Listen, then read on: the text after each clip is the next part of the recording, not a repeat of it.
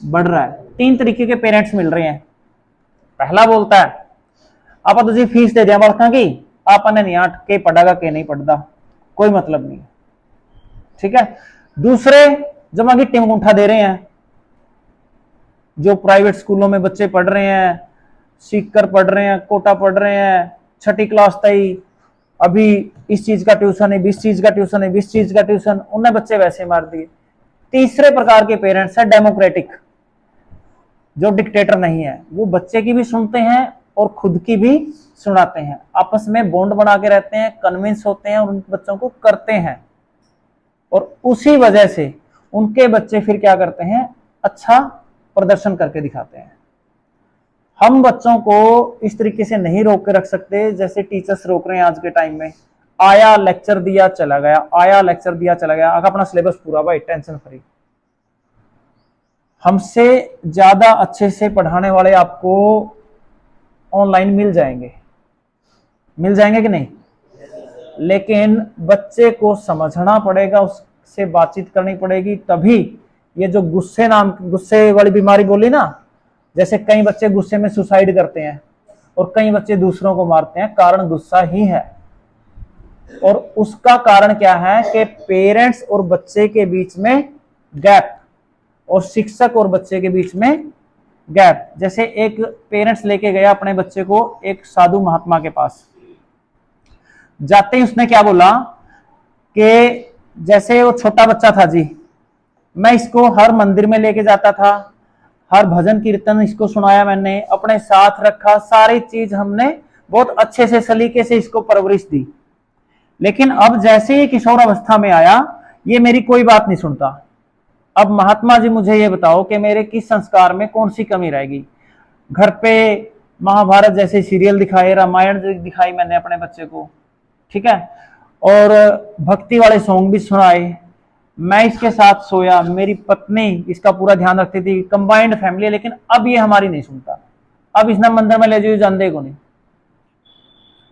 अब ऐसा क्या हुआ, आपको क्या लगता है, जब बच्चा बड़ा हो जाता है तब वो पेरेंट्स का विरोध करना क्यों शुरू करता है? मुझे कोई भी बच्चा जो भी मन में आए वो बात बताए, बेटा करते ही हो आप, मेरा भी तो विरोध करते हो।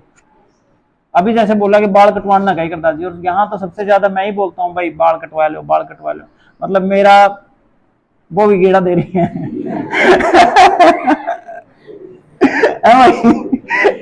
ऐसा तो नहीं जी, ऐसा आप सही है, आज बतलाया गया हमारा अगला नहीं से चकना था काम आपका, ऐसा तो नहीं है बेटा, ऐसा नहीं है। Very good, thank you. मैं आप लोगों को शुरू से ही बोलता हूं कि तुम मेरे छोटे भाई हो, और मुझे पता है कि हम गांव गुआंड के बच्चे हैं तो हम अच्छे ही हैं। हाँ भाई प्रीति खड़ी हो बेटा, खड़ी हो, ये जैसे भाई प्रीति है, ठीक है ना, इसके साथ एक दो और अपने प्यारे बच्चे हैं जो करिए बाजू ऊपर फोल्ड करके रखा है, लेकिन मुझे अच्छा लगता है कि मुझे देखते ही डाउन कर लेती हैं। इतना सम्मान तो बहुत है टीचर के लिए आजकल, डर है। सम्मान नहीं डर है, डर नहीं होना चाहिए, सम्मान होना चाहिए, है ना। अच्छा आप वापस चढ़ा लेते हो, है ना, देखो ये तो नहीं बोल सकते कि गर्मी लगा है, गर्मी तो सबने लगा है, ठीक है। अच्छा क्यों क्यों करते हो ऐसा? आदत हो रही है, और अगर कोई माड़ी आदत हो वो लगातार चालत, अच्छा माड़ी को नहीं है, अच्छी है, चल ठीक है बैठ जा। तो बेटा हम ये बात कर रहे थे कि पेरेंट्स और महात्मा की ये बात चल रही थी कि बच्चा अब हमारी बात क्यों नहीं मानता, जबकि हमने इसको इतने अच्छे संस्कार दिए हैं। तो महात्मा जी ने बड़ा सुंदर उत्तर दिया उसका कि जब ये छोटा था बच्चा तो आप ही इसकी दुनिया थी, जैसे जैसे बच्चा बड़ा हुआ इसके कुछ दोस्त बने, इसके कुछ दोस्त बने, और अब जैसे इसके कुछ दोस्त बने, इसका सर्कल बना, और इसने क्या किया, कोई भी बात होती है, जैसे बच्चा थोड़ा बड़ा होता है ना तो 1000 प्रकार की बातें होती हैं, ठीक है ना, और पहले ये बच्चा स्कूल से सारी बातें आपको बताता था, आप इसको शाबाशी देते थे। अब ये बड़ा हुआ तो इसकी बातें भी थोड़ी बड़ी हुई, तो इसने जैसे ही आपको बताया कि आज स्कूल में ये हुआ, जैसे मान लो ये बोल सकते हो कि जो किशोरावस्था में चीजें होती हैं उस प्रकार की कोई बच्चे ने शेयर की, जैसे मान लो उसने ये बोल दिया कि भाई मुझे कोई लड़की पसंद आ गई या लड़का पसंद आ गया, तो पेरेंट्स क्या करेगा, सीधी सी बात है भाई उसको डांटेगा, इतनी उनमें समझ नहीं है कि इस प्रकार की चीजों को किस प्रकार समझाया जाए। हमारे यहाँ इस चीज की एक ही समझाने का तरीका है, जूत, या फिर थोड़ा सा बोल देगा कि आज के बाद ऐसी बात नहीं करनी। तो वहां पर पहली बार बच्चे रिजेक्ट हो गया, उसकी बात सुनी नहीं गई। उसके बाद वो बच्चा दूसरी बार जब बात बताएगा तो हो सकता है उसको 2 थप्पड़ पड़ जाएं। फिर तीसरी बात वो बच्चा घर पे बात बताएगा, वो कभी नहीं बताएगा, वो बताएगा दोस्तों को, और दोस्त अच्छा आगे। यानी कि अगर पेरेंट्स की दोस्ती बच्चे के साथ नहीं हुई तो बच्चा तो बात करने के लिए किसी ना किसी को ढूंढेगा, पकड़ेगा, और वो डिपेंड करता है आपके पिछले जन्म के कर्मों पे कि उसको दोस्त कैसा मिला। ठीक है ना, पिछले जन्म के कर्म ही कहने पड़ेंगे। अगर आपको अच्छा मिला तो हो सकता है कि वो आपको सही ट्रैक पे रखे और बोले कि भाई पढ़ाई पे फोकस कर, और अगर आपको थोड़ा सा खराब मिला तो वो फिर चटखारे लेगा, आपको मोटिवेट करेगा और आपको उस रास्ते पे भेज देगा जहां पर आपको पता है कि आपका जो करियर है डिस्ट्रॉय होने वाला है। तो उसके बाद क्या हुआ, महात्मा ने बोला कि अगर आप अपने बच्चों के दोस्त बन के रहेंगे, उनकी सारी बातें सुनेंगे और उनको बहुत सावधानी के साथ उन मुद्दों पे बात करेंगे, सुलझाएंगे, तो आपका दोस्त बन के रहेगा वो। अगर आप सिर्फ पिता की तरह सोचेंगे और आपका बेटा आपको सिर्फ पिता समझेगा, दोस्त नहीं समझेगा, तो आपके सारे संस्कार धरे के धरे रह जाएंगे।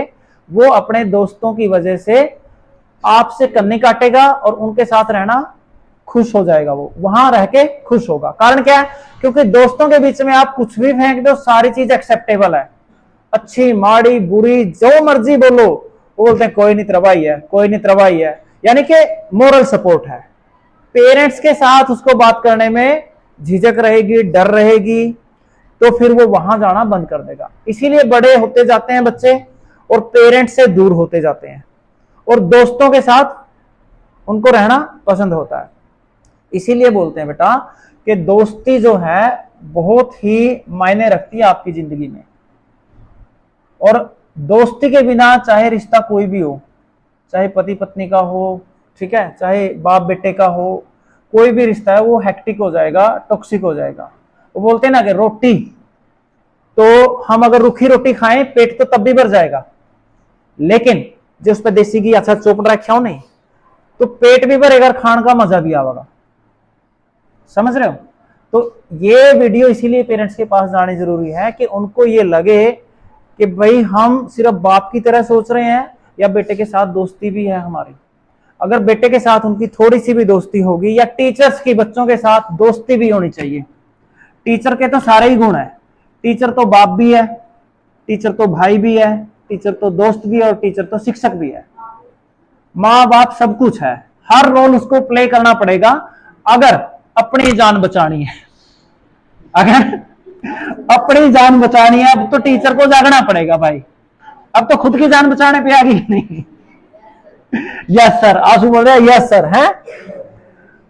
तो बच्चे को बेटा नहीं पता कि उन्होंने कितना बड़ा क्राइम किया है, वो पूरी जिंदगी जेल में गई, इतनी खूबसूरत जिंदगी उनको मिली थी, और वो सारी की सारी कहां कटेगी? जेल में कटेगी। क्या हम जेल में जाने के लिए पैदा हुए हैं?